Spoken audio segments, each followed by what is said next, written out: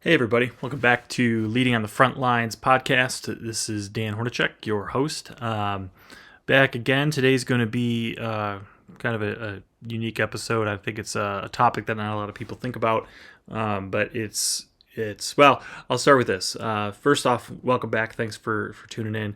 If you haven't yet, please go ahead and follow me on Twitter and Instagram, YouTube as well. Please subscribe if you want to check it out there.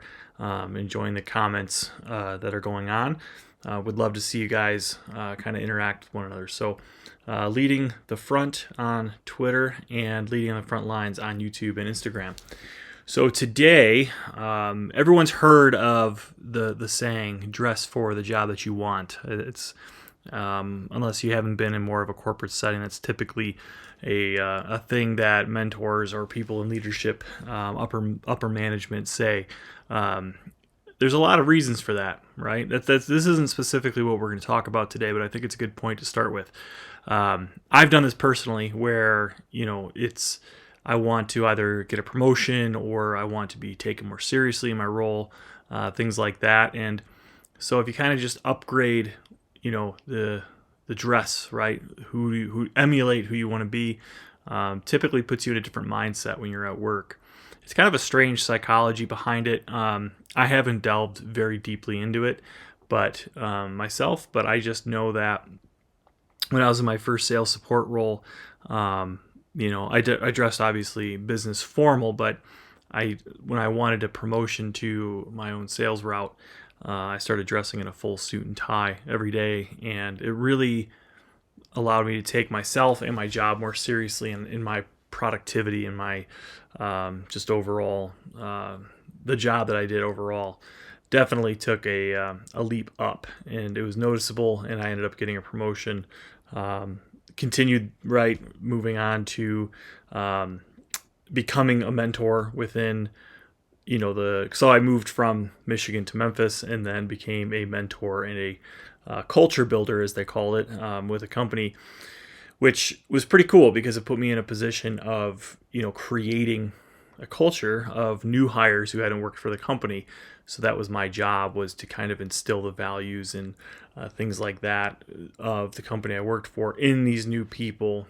It was a privately run organization. It was fairly large. So they wanted people who had worked for them to kind of instill the values of the company in them. So it's kind of a unique thing. But I will say that the turning point for me being able to do that was, dressing for the position I want. Same with when I was at FedEx. I was an operations manager and I dressed like one. I wore cargo pants and a polo. I switched to dress slacks, dress shoes, things like that, and then kind of put my mental focus into a place to utilize myself at, a higher level, right? You can only do so much, but it just changes the way you think. So anyway, I think we've all done that. But today, in that same vein, I want to talk about how do you want to look to others? So when people talk about you when you're not around, or if they see you from a distance, how do you want them to view you, right? Everyone has their own lens on how they view the world or what have you, right? We could talk forever about how there's different ways that people can view you. So you have to control the controllables, right? We have to sit there and look at ourselves and our actions, our nonverbal communications, our dress, things like that. And what do we have control of? And it's like I said, it's easy to dress for the position that you want, but same goes for how you act, right? So the easiest way I could describe this is think of someone that you have a lot of respect for, right? It doesn't have to be at work. It could be, a family member, a dad, a mom, a best friend. It could be a cousin. For me personally, my cousin Jason has always been kind of that. And I don't even think he knows this, but he's always kind of been this role model for me, just in the way that he talks, the politeness that he has, the decorum within conversation, the way he thinks before he speaks. Utilizes examples to try to, personal examples of his own to kind of help relate to the person he's talking to, the way he dresses, his mannerisms, things like that. a lot of what I have comes from him. And again, I don't even think he realizes that, but we should be cognizant of how people view us. I think we need to make sure that when you're standing there talking to others or peers or things, that someone's always watching you. My mentor Tony, who I mentioned in my blog, he said that. He said, even when you think no one's watching you, somebody is. And even if it's a video camera, right, when no one's around. And being in the eyes of others, whether they be your employees or peers or even upper management, your superiors, etc., you want to have this air about you that you're confident in your job, you're effective in your position, but also that humbleness comes into play, where if you don't know something and you're able to say you don't know, in a way that you're still going to, in a way that the person you're saying it to knows you're going to come back and give them the answer. We should always try to strive to be the best version of what you want to be. And by doing that, people will see the best version of you, right? We're all a work in progress. We're all going to be consistently trying to improve ourselves in some way, shape, and form. And if we're continuously striving to do that, right, it's going to just become apparent, right? You don't need to talk about it. You can, of course, but it can become a little bit arrogant, I suppose. But that's kind of it too, right? I mean, as a leader or a manager, sadly, right, effective managers have somewhat of a air of arrogance about them, right? They not, and I say that lightly.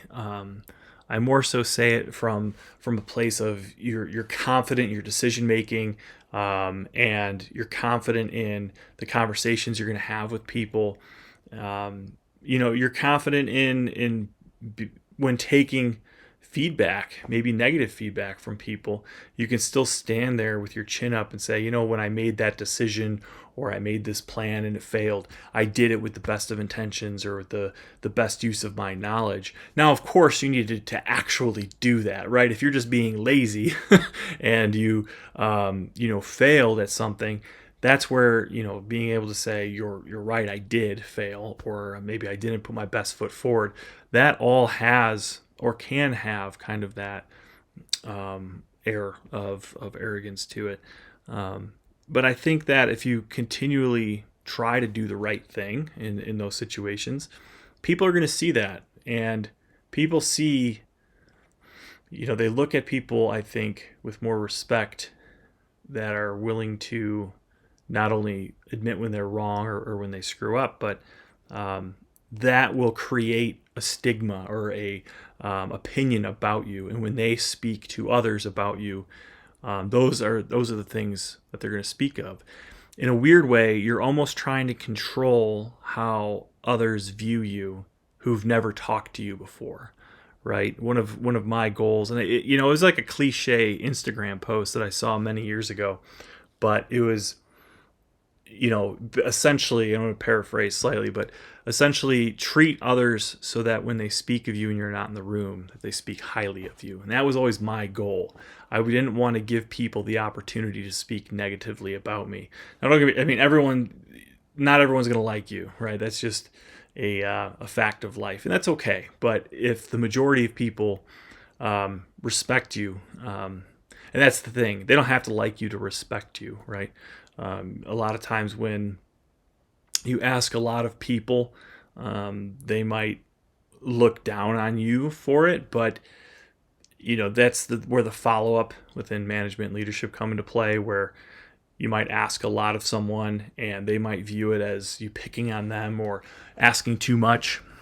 And then when success comes because of it, and you're rewarding them or praising them in public, like we've spoken about before, that's like that catalyst moment. So they might have had this view of you before, and that's okay. They're not wrong in having it necessarily, but that's because the follow-through needs to come from you. And then when it does, that's that controllable aspect, right?